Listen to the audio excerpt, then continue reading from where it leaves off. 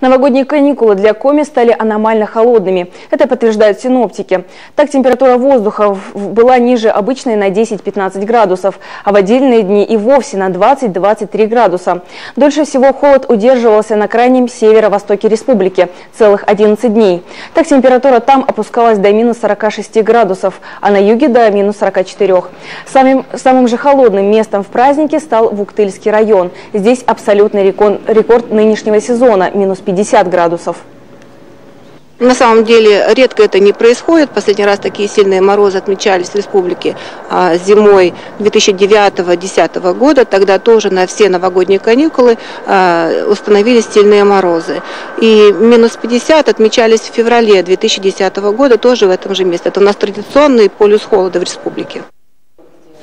Сейчас республика находится под влиянием атлантического циклона. Он оттеснил морозы за Урал, а потому в ближайшую неделю в Коми будет облачно с прояснениями, порой со снегопадами. Впрочем, несмотря на аномальные холода, праздничные каникулы в республике выдались все же спокойными. Спасатели работали в штатном режиме. Мы готовились к этому и реализовали комплекс мероприятий, в том числе профилактических, которые связаны были с низкими температурами. Мы ожидали, конечно, ухудшения ситуации как в жилищно-коммунальном хозяйстве, так и по ситуации, связанной с бытовыми пожарами, связанной с эксплуатацией печного отопления, отопительных приборов, электроприборов.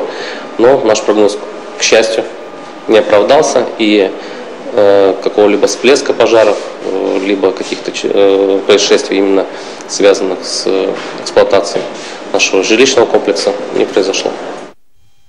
Всего за 11 дней в республике произошло 33 пожара. Это немного, не превышены даже средние показатели. Из крупных ЧП трагический случай в Троицко-Печорском районе. Там при пожаре в жилом доме погибли 4 человека. В их числе 2 детей. Причина возгорания устанавливается. Впрочем, самое главное, в морозы все же удалось избежать крупных порывов на трубопроводах. Единственный аварийный случай произошел в Выльгарте. Впрочем, его ликвидировали в кратчайшие сроки. Таисия Шляхтина выехала на место.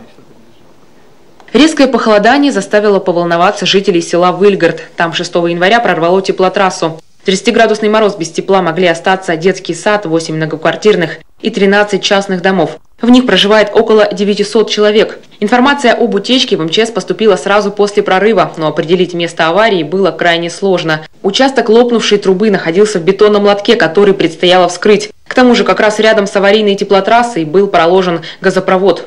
Газовая труба мешает сделать такие быстрые работы. Экскаваторам пришлось данные виды работ проводить практически вручную.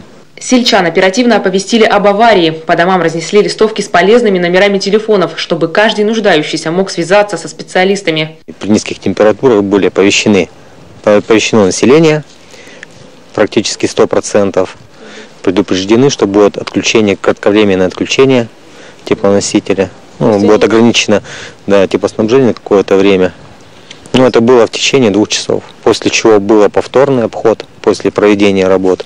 На всякий случай на базе одной из местных школ развернули пункт временного размещения граждан. Но помещения не понадобились, уже к вечеру тепло вернулось в дома. Серьезных последствий удалось избежать, однако проблема с теплотрассами остается актуальной. Сети в селе прокладывали еще в 70-х годах. 20 километров трубопровода уже требуют полной замены. Обещание администрации со временем заменить старую трассу жителей не успокоило. Многие задумались о том, чтобы провести в дома газ. Хотя удовольствие это не дешевое. Ой, говорят, больше 100 тысяч. 200 нам сказали, мы ходили. 200 даже сказали, да, мы ходили. А у нас нету, мы на пенсии. Где? Мы что берем, то я даем 6250 только за отопление берут. Свет, вода. Надо, наверное, на печку переходить, как раньше. Так надежнее дело. Сейчас на месте прорыва закончены подготовительные работы. Участок аварийной трубы полностью заменят уже завтра. Таисия Шляхтина, Дмитрий Ведерников, телеканал Юрган, Сыктывдинский район.